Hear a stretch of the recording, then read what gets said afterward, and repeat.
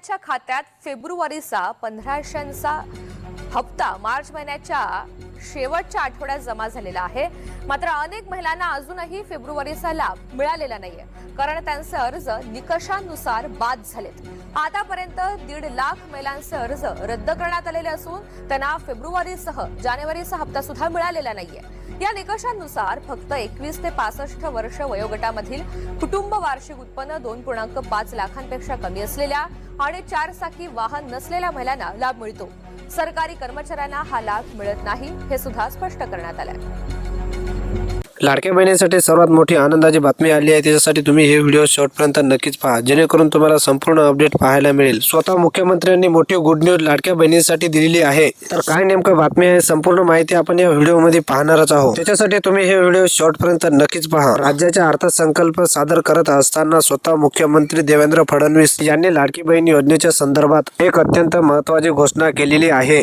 ती घोषणा नेमकं काय आहे, लाडक्या बहिणींना अर्थसंकल्पामधून नेमकं काय मिळणार आहे, याबद्दलची संपूर्ण माहिती आपण या व्हिडिओमध्ये पाहणारच आहोत। त्याच्यासाठी तुम्ही हे व्हिडिओ शेवटपर्यंत नक्कीच पहा। तर बघा लाडक्या बहिणींनो, आतापर्यंत तुम्हाला संपूर्ण हप्ते भेटलेत की नाही, सर्व लाडक्या बहिणींनी कमेंट बॉक्स मध्ये नक्कीच कमेंट करून सांगा। आणि केवायसीच्या चुकीमुळे तुमचे हप्ते प्रलंबित राहिलेत की नाही, ते हे सर्व लाडक्या बहिणींनी कमेंट बॉक्स मध्ये नक्कीच सांगा। तर बघा, लाडकी बहीण योजना ही महायुती सरकारची अत्यंत महत्वाकांक्षी योजना आहे। या योजनेच्या अंतर्गत पात्र महिलांच्या बँक खात्यात दर महिन्याला 1500 रुपये मिळतात। ही योजना खूपच लोकप्रिय ठरलेली आहे। या योजनेच्या लाभार्थ्यांना 1500 रुपयांच्या ऐवजी 2100 रुपयांचा लाभ दिला जाईल, असं आश्वासन महायुती विधानसभा निवडणुकीपूर्वी दिलेला होता। त्यामुळे 2100 रुपयांचा लाभ कधीपासून सुरू होणार याकडे सर्व लाडक्या बहिणींचे लक्ष लागलेले होते। याबाबत अर्थसंकल्पात घोषणा होणार का, याबाबत विविध चर्चा सुरू होत्या। तर बघा, राज्याच्या 2026-27 या आर्थिक वर्षाचा अर्थसंकल्प स्वतः मुख्यमंत्री देवेंद्र फडणवीस यांनी विधानसभेत मंडळाला हा अर्थसंकल्प सादर केला असताना देवेंद्र फडणवीस यांनी लाडक्या बहिणींसाठी एक मोठी घोषणा केली आहे।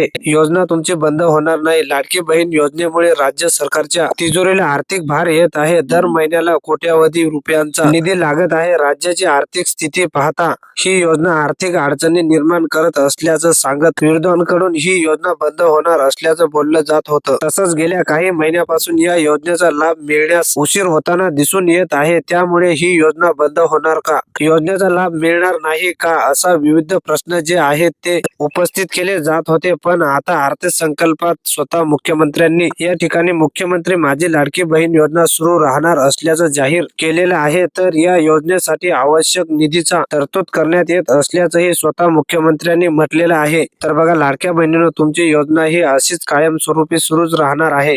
त्यासोबत या योजनेसाठी लागणारा निधी जो आहे त्याची तरतूद देखील करण्यात येत असल्याचं त्यांनी म्हटलेलं आहे। लाडकी बहीण योजनेच्या लाभार्थ्यांच्या खात्यामध्ये फेब्रुवारीचा हप्ता जमा झालेला आहे। काही लाडक्या बहिणींच्या खात्यामध्ये हे पैसे अजून देखील जमा झालेले नाही। याचं वितरण न होण्याचं म्हणजे या ठिकाणी हप्ता न मिळण्याचं विविध कारणे देखील असू शकतात। लाडकी बहीण योजनेचा हप्ता न मिळण्याच्या अनेक कारणं आहेत। निकषांमध्ये न बसणाऱ्या महिलांना या आधीच योजनेतून वगळण्यात देखील आलेलं होतं। फक्त पात्र लाडक्या बहिणींच्या खात्यामध्ये हे पैसे जे आहेत ते जमा होत आहेत। फक्त 21 ते 65 वयोगटातील महिला या योजनेचा लाभ घेऊ शकतात। या व्हिडिओमध्ये संपूर्ण माहिती आपण पाहिलेली आहे। तुम्ही जर आपल्या चॅनलवरती नवीन असाल तर चॅनलला सबस्क्राईब करा आणि या व्हिडिओला लाईक करा आणि जास्तीत जास्त लाडक्या बहिणीपर्यंत नक्की शेअर करा।